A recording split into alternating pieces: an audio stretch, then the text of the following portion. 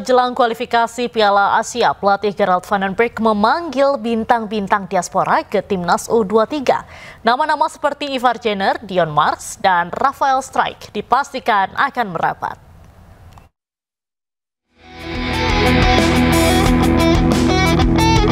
Timnas Indonesia U23 akan memulai pemusatan latihan Senin besok sebagai persiapan jelang kualifikasi Piala Asia U23 2026 yang akan digelar di Sidoarjo, Jawa Timur.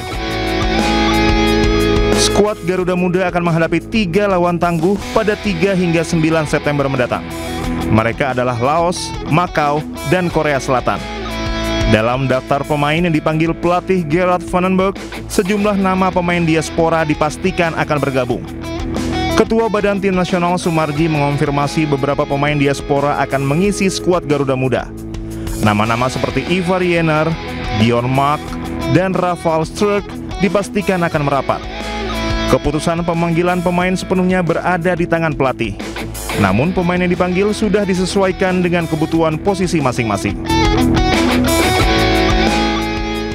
Lantas bagaimana peluang Timnas U23 lolos ke Piala Asia? Untuk membahasnya sudah bersama kami pengamat sepak bola Bungkus Naeni.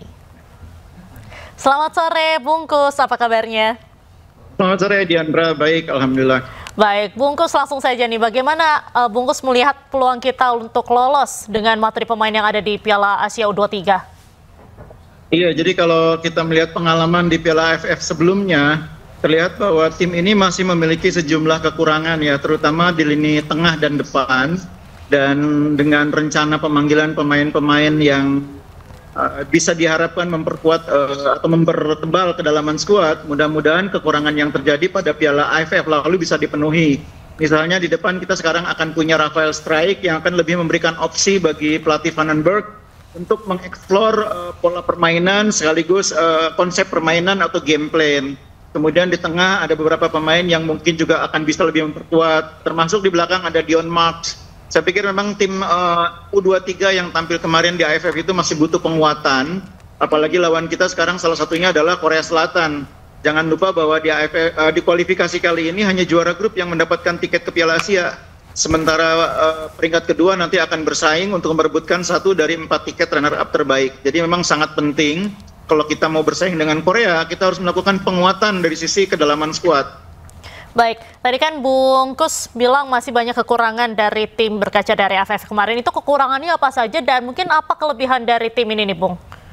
Iya, yang pertama di depan, kemarin ini kita agak kesulitan ketika menghadapi lawan yang melakukan pressing tinggi ya, yang menekan kita sejak area pertahanan. Kita kesulitan mendapatkan pemain di AFF kemarin yang punya kemampuan melepaskan diri dari pressing lawan, yang bisa membongkar pertahanan lawan, dan kalau perlu bisa menjadi lone striker.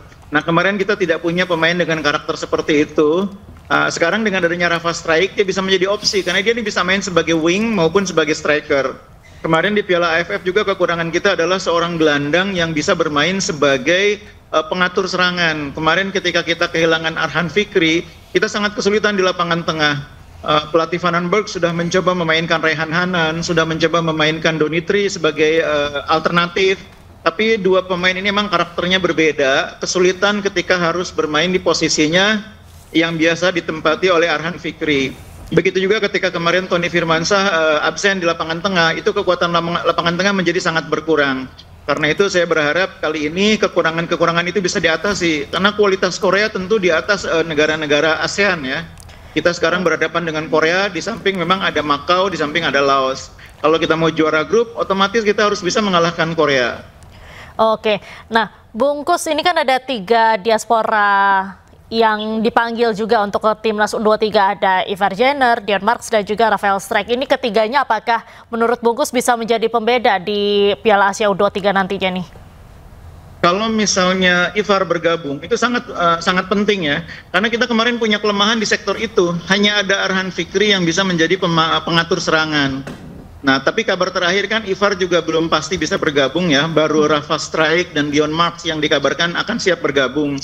Rafael Struijk kehadirannya tentu juga penting ya, menambah daya dobrak di depan seperti yang saya sudah jelaskan tadi. Dion Marks juga membuat kita punya opsi di lini pertahanan karena kemampuan dan kualitas fisiknya sangat baik.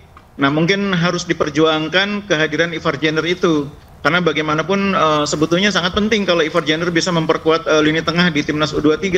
Kita punya opsi untuk memainkan formasi dengan dua holding atau mungkin pelatih Vandenberg tetap memainkan 3 gelandang dengan salah satu menjadi pemain jangkar, entah itu Ivar, entah itu Arhan Fikri. Nah, kalau Ivar bisa bergabung itu opsinya jadi cukup banyak bagi pelatih Vandenberg. Jadi saya pikir PSSI perlu memperjuangkan agar Ivar Jenner bisa bergabung dengan skuad timnas U23 supaya memberi keleluasaan bagi pelatih untuk menyiapkan formasi dan game plan.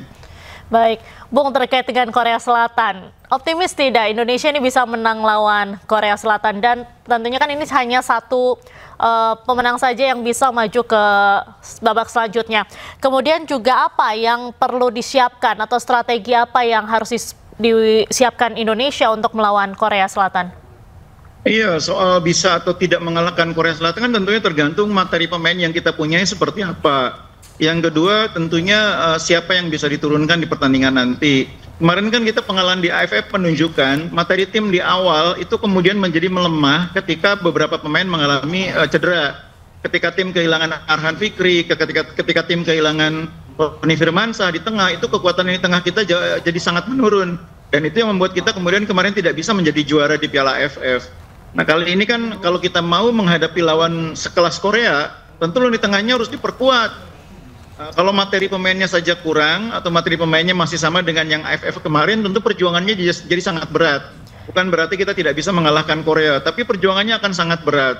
Kita tahu bahwa Korea ini pemain-pemain mudanya sangat baik, ya rata-rata sudah bermain di Liga Korea. Dan itu tentu harus membutuhkan pemain yang kualitasnya sepadan. Nah, kita butuh pemain yang berkualitas itu untuk membuat timnas U23 mampu berhadapan dengan Korea dan bisa menang. Baik. Terima kasih banyak Bungkus sudah bergabung dengan iNews sore hari ini. Salam sehat selalu, salam sepak bola, Bung. Salam sepak bola. Pemirsa, kita beralih ke informasi lainnya. Miliano Jonathan segera menjadi pemain diaspora yang dinaturalisasi untuk bermain di Timnas Indonesia. Ketua Umum PSSI Erick Thohir mengungkapkan surat pengajuan naturalisasi Miliano telah menjalani proses cepat di level tinggi pemerintahan.